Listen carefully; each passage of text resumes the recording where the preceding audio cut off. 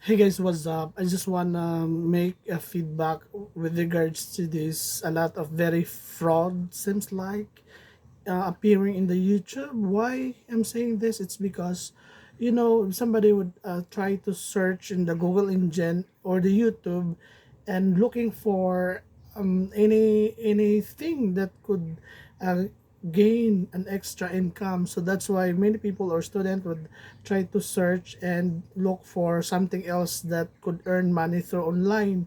So a lot of suggestions that appears pop up in the Play Store and etc. And many YouTubers, ito lang ha, this is a very real talk. Maraming mga YouTuber na nagpo-promote ng mga fraud na mga sites na akala mo mga games just like many Cooper, mga other forms of applications sa mobile, Android or iOS na hindi naman totoo. Maraming pinopromote nila and some like na it's not good. Um, ang sa akin lang, kung magpo-promote naman lang kayo ng mga videos or something else na makaka-earn or makakatulong sa mga tao, sana yung totoo. Huwag niyo i-promote yung mga mali-mali or mga fraud kasi yung tao nasasayang yung oras nila sa pag-click ng mga diyan.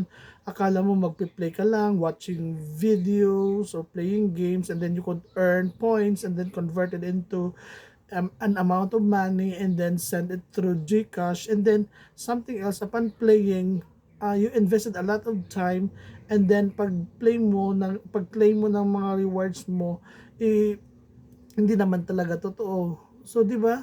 So, don't do it that guys. And I hope that YouTubers, you could help a lot of viewers if you would tell frankly and honestly to them na yung apps na yan ay hindi totoo at isang fraud. Okay? So, wag niyong gawin yan kasi hindi kayo nakakatulong ng mga tao.